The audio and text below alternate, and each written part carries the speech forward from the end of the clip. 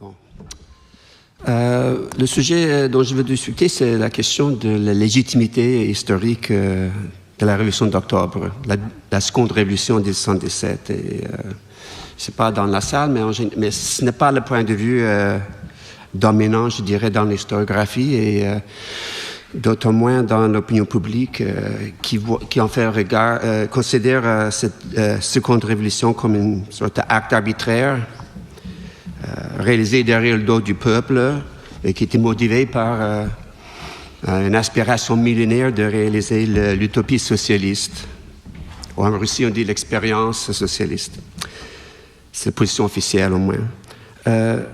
Et cet acte illégitime aurait été la cause de la guerre civile qui a dévasté le pays pendant 3 ans et était aussi aux origines du régime totalitaire qui s'est érigé par la suite. Alors, par le mot légitimité, je ne veux pas évidemment dire inévitabilité, parce qu'en fait, il n'y a rien dans l'histoire d'un peuple qui est inévitable, et c'est d'autant plus vrai dans une période de crise révolutionnaire. Ce que je veux dire, c'est la voie libérale démocratique, et c'était le but du peuple et même du parti bolchevique en février 1917. Cette voie-là n'était pas une option pour la Russie. Ma recherche sur la révolution, c'est la révolution vue et vécue d'en bas, parce que je veux parler de la masse des travailleurs et travailleuses de la capitale, m'a convaincu en fait du caractère profondément populaire de la révolution d'octobre. L'insurrection avait comme but prédominant de sauver le pays d'une contre-révolution aux mains des classes populaires, des classes possédantes, excusez-moi, de l'aristocratie et de la bourgeoisie.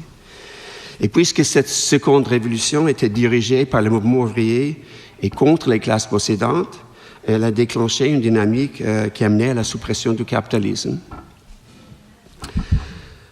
L'histoire du capitalisme des derniers 2 siècles nous enseigne qu'une condition nécessaire de la démocratie capitaliste est que la bourgeoisie ne se sente pas menacée dans sa dominance sociale par les libertés politiques associées à la démocratie. Et c'est un fait que la bourgeoisie russe, et d'autant plus la noblesse, avait simplement trop peur des classes populaires pour pouvoir tolérer une démocratie. Et c'est la thèse, et c'est ce que j'ai trouvé dans ma recherche. Donc, la société russe était profondément polarisée entre les classes laborieuses d'un côté, c'est-à-dire la classe ouvrière et la paysannerie d'un côté, et les classes possédantes de l'autre.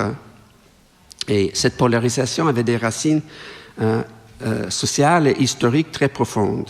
Ce n'était pas le fait de la révolution d'octobre. Okay?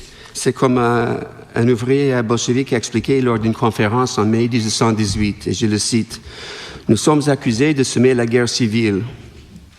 Il y a ici une grosse erreur, sinon un mensonge. Les intérêts des classes ne sont pas créés par nous. Ils existent dans la vie, c'est un fait. » La peur des classes populaires était telle que même les éléments les plus libéraux des classes possédantes, malgré leur profonde aliénation de l'autocratie, n'étaient pas capables de monter plus qu'une opposition lâche et impuissante au régime. L'ambassadeur français a rapporté les paroles de l'industriel libéral Poutilov en 1916. Il parlait d'une révolution comme d'une anarchie horrible sans fin, une anarchie pour 10 ans. Lorsque les travailleurs et les travailleuses ont gagné le soutien de la garnison, ont renversé l'autocratie en février 1917, les couches privilégiées de la capitale sont descendues dans la rue saluer la victoire. Mais Viktor Stankiewicz, c'était un populiste de droite, mais quand même un observateur très, très fin de la scène politique. Et voici ce qu'il a écrit dans ses mémoires. Officiellement, il jubilait. Il criait « Hurrah » aux combattants pour la liberté et marchait sur des drapeaux rouges. Il disait « Notre révolution ». Mais dans leur cœur, ils étaient horrifiés. Ils se voyaient captifs de forces anarchiques et hostiles, les menant le long d'un chemin imprévisible. Donc, en fait, les classes possédantes avaient trop peur des classes populaires pour pouvoir tolérer cette démocratie. L'aristocratie craignait évidemment la réforme agraire qui mettrait fin à son existence en tant que classe privilégiée. Quant à la bourgeoisie, elle ne pouvait pas rester indifférente à la perspective d'une telle violation du principe de propriété privée, mais qui aussi infligerait des pertes colossales aux banques auxquelles les terres aristocratiques étaient lourdement hypothéquées. Les industriels, de leur côté, craignaient l'esprit combatif des travailleurs, qui, sous le régime autocratique, avaient la tendance fâcheuse de combiner dans leur grève des revendications économiques et politiques. Okay? Et en fait, les deux classes possédantes appuyaient pleinement la guerre impérialiste avec ses buts. Bon, et l'un des buts de la Révolution était évidemment de mettre fin à cette guerre.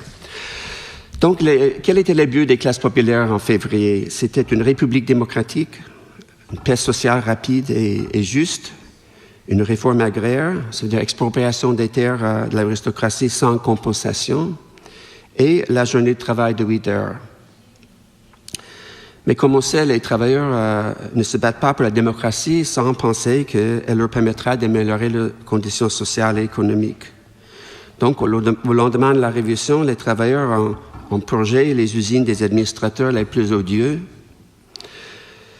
Ils ont demandé et obtenu des hausses de salaire qui avaient été rongées par la hyperinflation de la guerre.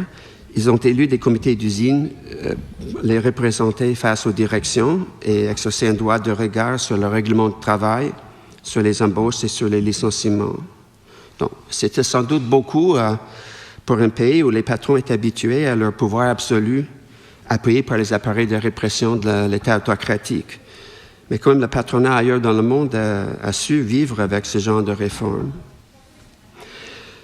Les travailleurs et travailleuses en février ne pensaient pas menacer le capitalisme. Les représentants et les représentants les plus éclairés de la bourgeoisie comprenaient cela. Par exemple, en mars 1917, le ministre des chemins de fer, Nekrasov, c'était un libéral, et voici qu'il a conseillé au patron, et je cite, « de ne pas craindre l'apparition d'éléments sociaux. Il faut plutôt s'efforcer de diriger ces éléments dans une bonne direction. Ce que nous devons atteindre n'est pas la révolution sociale, mais l'évitement de la révolution sociale par la réforme sociale. » Donc, au début, il semblait que les industriels suivaient ce conseil-là. Mais dans leurs esprits, toutes les concessions n'étaient que temporaires, jusqu'à un revirement des rapports de force. Et très bientôt, déjà fin mars, la presse bourgeoise s'est mise à dénoncer le dit égoïsme des travailleurs dont les demandes excessives mettaient en péril les soldats valeureux au front. Et les travailleurs ont immédiatement perçu là une tentative de briser l'alliance entre la classe ouvrière et les soldats qui avait rendu possible la révolution de février. Et à chaque arrêt de production, les travailleurs commençaient à soupçonner une grève patronale, c'est-à-dire une lockout. C'est pas dit ça en français, lockout? C'est français? OK. Un lockout caché ou grimpante. OK? Il faut comprendre que les lockouts avaient été, sous l'autocratie, une arme préférée du patronat russe. Pendant seulement les 6 mois précédant la Première Guerre mondiale, le patronat de la capitale avait lockouté 300 000 ouvriers. Okay? Et 2 lockouts concertés en novembre-décembre 1905 ont porté un coup vraiment mortel à cette première révolution. Donc, il y avait lieu à soupçonner quelque chose. Hein? En plus, le gouvernement provisoire, qui était dominé par des libéraux, était exclusivement libéral au début, puis était dominé encore par les libéraux après la formation d'une coalition avec les socialistes modérés. Ce gouvernement-là a obstinément refusé d'adopter des mesures de régulation économique. Tandis que l'économie russe, qui était quand même faible, s'écroulait sous la fardeau de la guerre. Et donc, ça a servi à renforcer, en fait, l'idée de sabotage, d'une lockout cachée. Et on a vu ça dans d'autres révolutions, il faut le dire. Le ministre de l'Industrie, qui était aussi un libéral, un industriel lui-même libéral, il a même démissionné du gouvernement pour protester contre un modeste plan de régulation économique qui avait été proposé par les mencheviks. Donc, quant à la réforme agraire, l'autre grande revendication, elle devait être reportée, selon le gouvernement, à la fin de la guerre mondiale, au moins jusqu'à la convocation d'une assemblée constituante qui elle-même devait être reportée à la fin de la guerre. Okay? Le gouvernement provisoire n'a pas tenu des élections, c'est le gouvernement soviétique qui les a convoqués. Ainsi, dès le début de l'été 1917, déjà une majorité des travailleurs de la capitale s'était convaincus de la nature contre-révolutionnaire des classes possédantes et de ses représentants au sein du gouvernement. Et il faut dire aussi qu'à cette époque-là, des personnages politiques des classes possédantes, lors des assemblées publiques, revendiquaient ouvertement la suppression des soviets. Ils disaient que le gouvernement est prisonnier de la foule. Donc, face à la menace d'un lockout généralisé, les ouvriers aussi cherchaient dans les usines à imposer le contrôle ouvrier, dans le sens d'un accès à la documentation, aux livres, pour vérifier en fait si les raisons des arrêts de travail, des problèmes de production étaient justifiées, si c'est de vraies raisons ou c'était juste un sabotage caché. Mais ils ont vite compris que sous un gouvernement libéral, le contrôle ouvrier n'était pas accessible, n'était pas possible. Et donc, le premier grand rassemblement assemblée des travailleurs qui a voté le transfert du pouvoir aux soviets, ou qui a revendiqué ça, c'était la première conférence des comités d'usine, fin mai 1917. Donc, en fait, la revendication du transfert de pouvoir aux soviets signifiait l'élimination de l'influence des classes possédantes sur le gouvernement. Ces classes étaient jugées hostiles à la révolution, et ce jugement a été confirmé à la fin d'août par la tentative de coup d'État du général Kornilov, le grand héros en fait des classes possédantes. Et le coup a été déjoué par une mobilisation ouvrière dans la capitale. Donc, j'arrive en octobre. Donc, l'insurrection d'octobre et le transfert de pouvoir aux soviets étaient pleinement soutenus par les travailleurs et travailleuses. Et c'était le cas aussi des paysans, comme l'a montré le congrès extraordinaire des paysans à la fin de novembre 1917, qui a fusionné avec le comité exécutif des soviets, des travailleurs et des soldats. OK? Faut comprendre, les travailleurs ne s'attendaient pas à des miracles du transfert de pouvoir. Et les bolcheviks aussi ne les a pas promis. Ils savaient surtout que l'intelligentsia, les gens éduqués, et ça inclut aussi l'intelligentsia qui se penchait à gauche, je parle de ce qu'on appelait les intellectuels socialistes, étaient rangés contre eux. C'est-à-dire une image du parti bolchevique, quelque chose d'intellectuel, mais c'était un parti forcément plébéien. Et les intellectuels de gauche étaient hostiles à la Révolution d'octobre, à quelques exceptions près. Okay? Donc, face à l'effondrement de l'économie et la famine qui s'approchait à toute vitesse, le transfert de pouvoir s'offrait comme la seule chance pour sauver la Révolution. Mais il y avait aussi évidemment l'espoir que la Révolution en Russie allait susciter des révolutions ailleurs. Mais cet espoir existait. Mais la Révolution d'octobre aurait eu lieu même sans cet espoir-là.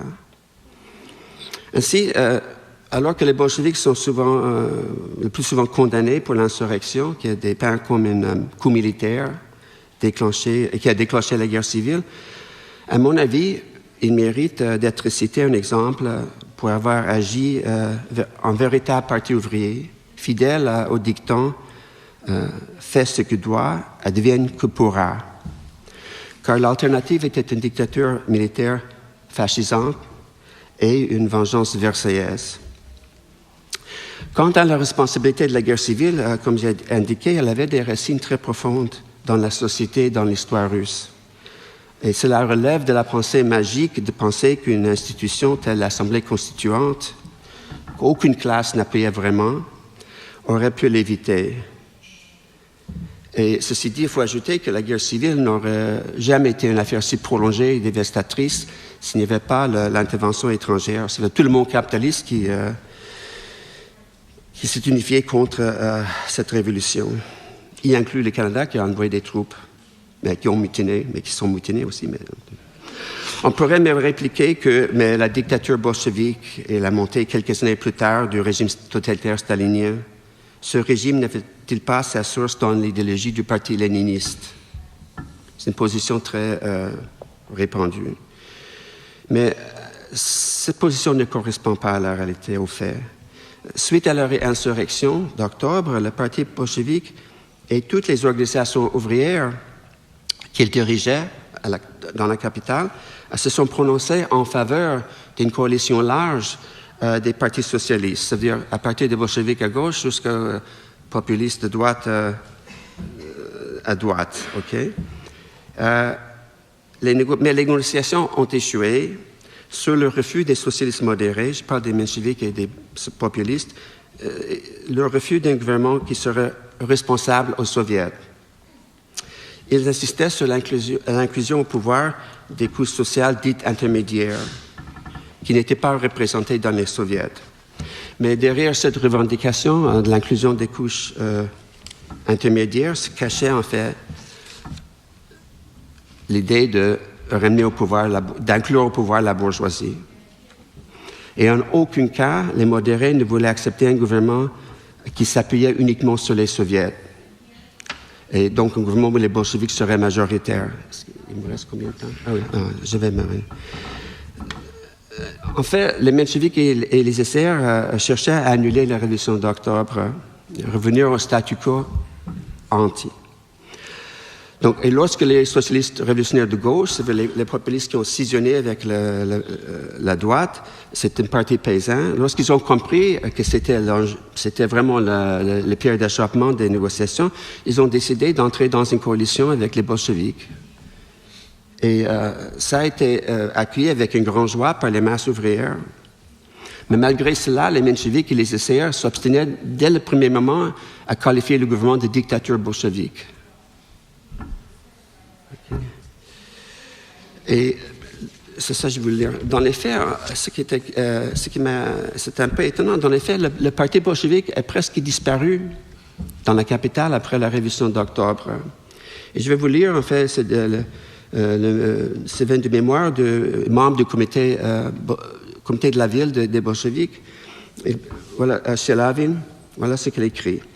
Une série de responsables, des camarades hautement qualifiés qui sont passés par l'école de l'égalité, ont été contaminés par un esprit exclusivement soviétique, entre guillemets, sans même parler des masses de la génération plus jeune. Même si ces camarades n'exprimaient pas tout ce qu'ils pensaient, ils avaient néanmoins une certaine difficulté imaginée. Que reste-t-il à faire fondamentalement pour les organisations du parti après la victoire du prolétariat? Certains pensaient que, dans tous les cas, il resterait l'activité d'agitation et de propagande. Mais ils sentaient malgré tout que la véritable activité désormais était, par exemple, d'organiser le soviet d'arrondissement de l'économie nationale, mais certains pas de, entre guillemets, faire mûrir dans le comité d'arrondissement du parti. De fait, autour d'eux, tout remuait. On détruisait l'ancien, on bâtissait le nouveau. On combattait le sabotage. On recrutait de nouvelles forces du premier État soviétique. On organisait les arrondissements comme des républiques indépendantes avec leurs propres commissaires, travail, éducation, etc. Les meilleures forces du parti étaient lancées dans ce tourbillon de réalisation. Quand le soviet de l'arrondissement de Vassilievski-Ostrov a éménagé dans un nouvel immeuble passant de la 16e ligne à Soledny Prospect, ils ont relégué les comités d'arrondissement du parti au 5e étage. Et ils se sont dit quelque chose comme « Mais qu'est-ce qu'ils peuvent bien avoir de particulier à faire désormais ?» Oui, ça s'accorde très peu avec l'idée d'une partie qui avait des ADN totalitaires, qui voulait s'emparer du pouvoir et gouverner uniquement. Enfin, comme je dis, le parti a quasiment disparu. Ça a pris toute une année pour se reprendre en main, en fait. En ce qui concerne la coalition avec les socialistes révolutionnaires, elle n'a pas duré. C'est la paix de Brest-Litovsk qui l'a fait éclater. Les socialistes, les populistes de gauche ne pouvaient pas accepter cette paix. Et même si ça ne correspondait pas à la position de la paysannerie qu'ils représentaient. Et en général, ceux et celles qui considèrent les bolcheviks comme un groupe d'idéologues et d'usurpateurs, ils ont du mal à expliquer comment un parti sans aucune expérience de gouvernement, sans soutien de la grande majorité des éléments instruits de la société, sans force armée, au moins pendant les premiers mois, quand un parti comme ça a pu retenir le pouvoir contre les places possédantes de la Russie, soutenu par tout le monde capitaliste. J'arrive à la fin. Okay? Il est toujours tentant de lire l'histoire à reculons, c'est-à-dire du régime totalitaire de Staline, à l'insurrection d'octobre. Le stalinisme, évidemment, n'est pas sorti de nulle part. Mais si le parti, dès la guerre civile, a remplacé les soviets comme véritable centre du pouvoir, je pense qu'il faut chercher les causes dans les conditions sociales et politiques de la période, et non pas dans un prétendu ADN idéologique du parti. La centralisation du pouvoir après octobre était dictée par l'effondrement de l'économie et par la guerre civile. Les comités d'usine elles-mêmes, qui étaient des organisations super démocratiques, on les accusait même d'anarchisme, n'est-ce pas, exigeaient la centralisation du pouvoir économique pour contrer l'effondrement de l'économie et la famine.